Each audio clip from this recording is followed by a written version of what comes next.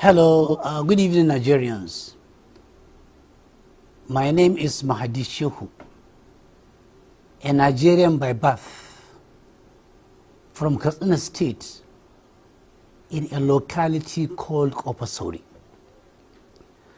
This outing and clip is titled Extreme Poverty in Nigeria. Where are the Sheikhs, the Moslems, and the Ulamas?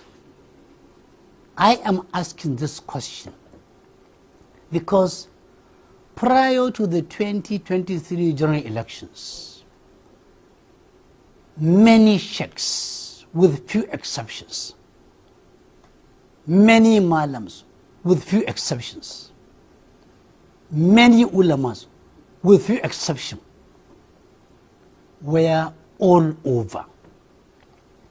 They took over the pulpit of their mosques. They took over the microphones. They were in all media houses, in all public gatherings, promoting the venom of Muslim ticket in wholesale and retail.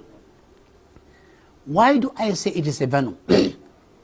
In a country with millions of Christians and followers of other influences other than Muslims, you can't tell me that there is no Christian worth his own salt and name that can become a deputy vice president from the deputy president or vice president from the northern extraction.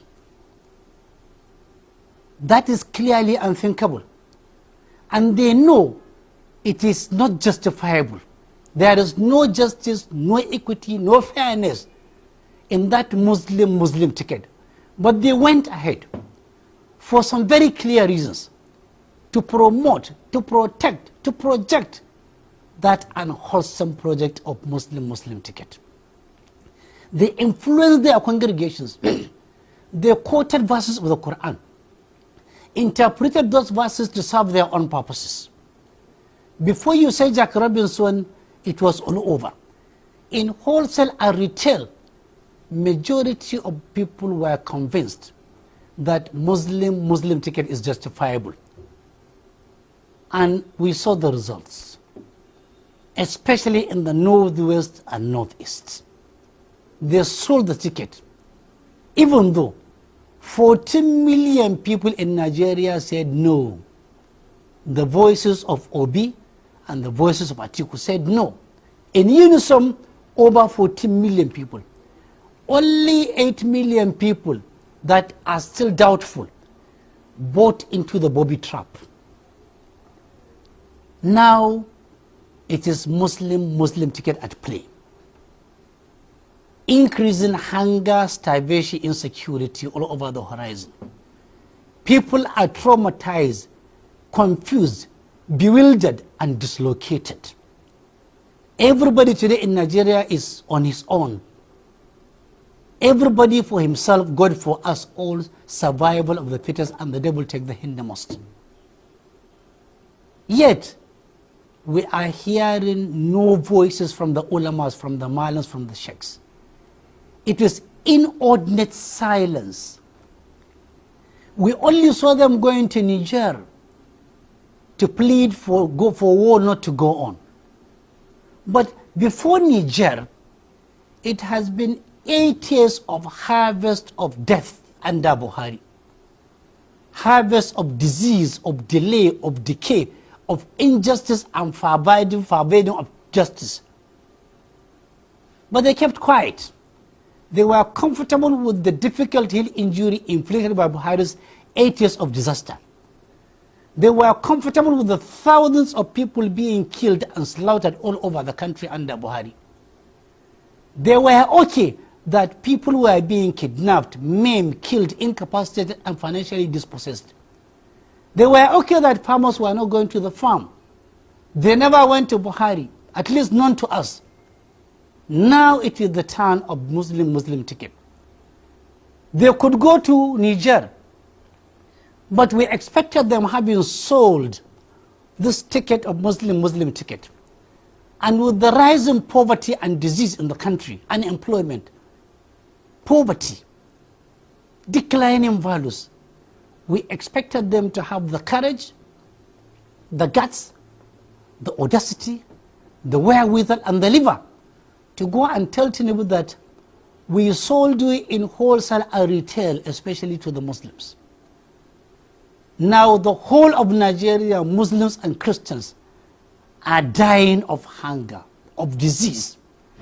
Traders, medium, large scale and lower scale, 80% of them have had their capital decimated on account of your reckless statement on the very first day you were sworn in, where you said no more fuel subsidy. It has decimated 80% of all people with capital. It has increased the number of people who are in abject multidimensional poverty to beyond 134 million to over 200 million. We expected them to tell him pop and play in open space. But mum is the word. Silent is the word. They have gone into inordinate silence, as if they have gone into deep slumber. Why don't they go and do this elementary ethical responsibility? Ulamas, sheikhs, malams, don't forget, if you are looking away now, at a time when the Tinubu's regime is inflicting injury on majority Nigerians and decimating them, if you are looking away because you are comfortable, if you are looking away because you are rich, if you are looking away because you have shelter beautiful and over your head, if you are looking away because of the various automobiles including bulletproofs at your own possession, if you are looking away because your children go to the best schools, if you are looking away because you can afford health care and food, do know that nothing is permanent. We've seen rich people turning into poor people, healthy people physically incapacitated, knowledgeable people reduced into nothing. There is no exception. Nobody is an exception to this rule from Allah Ta'ala. If you can't talk now, you will definitely talk. Willy-nilly, now and wakarhan, whether you like it or not, on Judgment Day, ulamas, malam, sheikhs, alarammas, along with rich men, people endowed with wealth, along with the leaders elected and appointed and those who inherited power,